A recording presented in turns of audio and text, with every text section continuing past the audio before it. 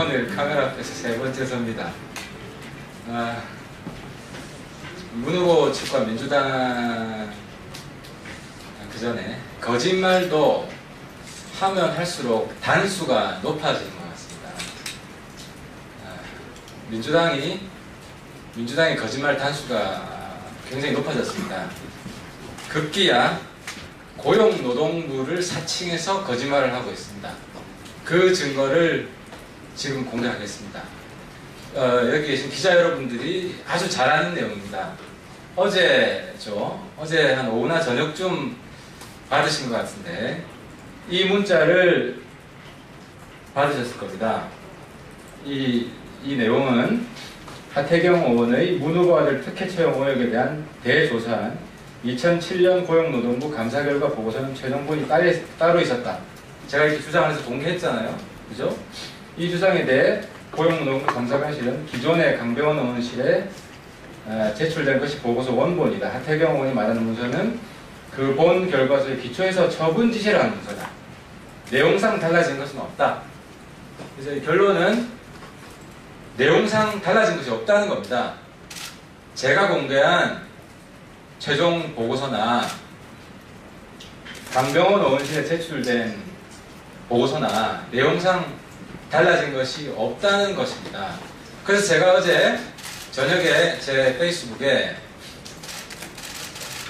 뭘 근거로 이렇게 문자를 보냈냐, 제가 어제 고용노동부 확인해 보니까 고용노동부는 강병원 의원실에 공식 답변서를 보낸 적이 없다고 했습니다.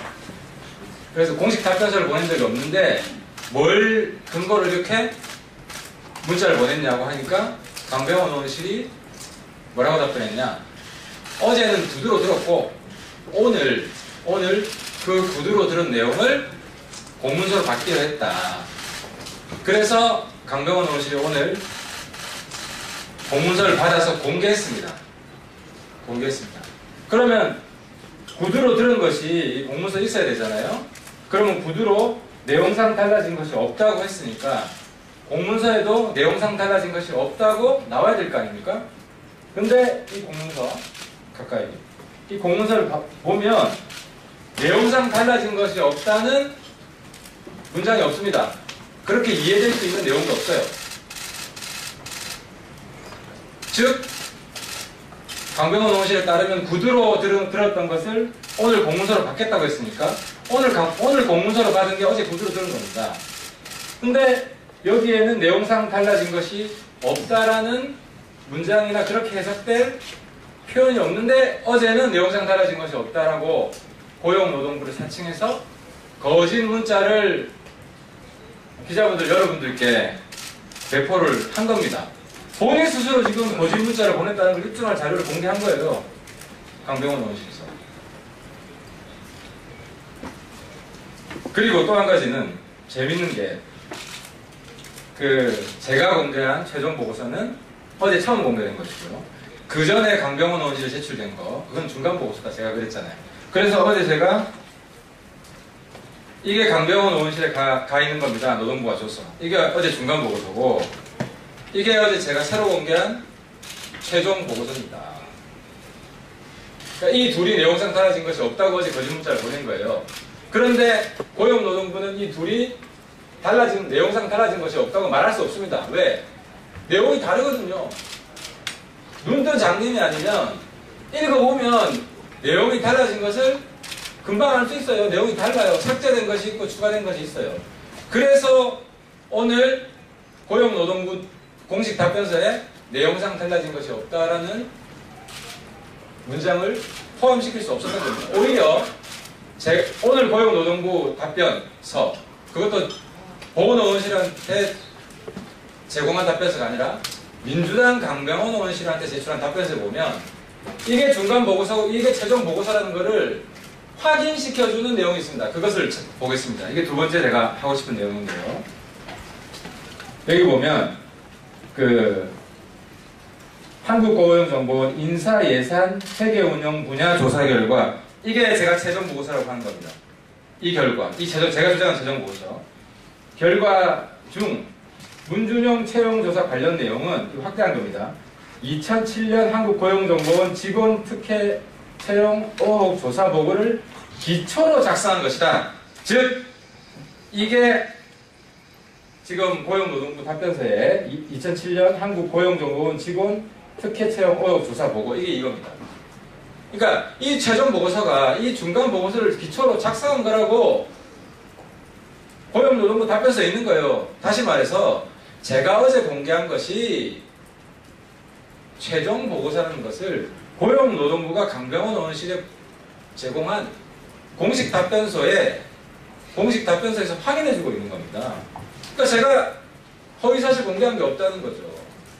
그러면은 어제 다 말씀드렸지만 그 중간 보고서하고 최종 보고서가 뭐가 다르냐 다시 한번 상기를 시켜드리겠습니다. 그리고 특히 최종 보고서가 중요한 이유를 다시 한번 말씀드리겠습니다.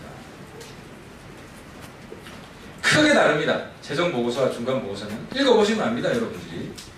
첫째는 최종 보고서에는 문재인 후보 아들의 채용을 담당했던 1급 고용정보실장, 2급 행정지원팀장, 3급 행정지원팀 직원이 줄줄이 징계와 경고 조치를 받았다는 내용이 들어있습니다. 근데 중간 보고서에 이 내용이 없습니다. 둘째, 문 후보 아들의 자질과 경력이 충분하여 특혜로 볼 수 없다는 내용이 중간 보고서에는 4개 파트 중에 한 파트로 있는데 최종 보고서에는 그것이 그 파트가 다 드러나고 없어요. 드러냈어요. 다 삭제했습니다. 셋째, 항공원 측이 자기 변명으로 지금 일삼고 있는 것. 그래서 민주당이 인용하고 있는 것. 예를 들어서 연내 채용을 위해 공고기간 단축이 불가피했다. 워크넷 사용자가 많아서 한 곳에만 한 곳에만 공고했는데 문제가 없다. 이러한 주장들을 전부 다 삭제했습니다. 최종 보고서에서는.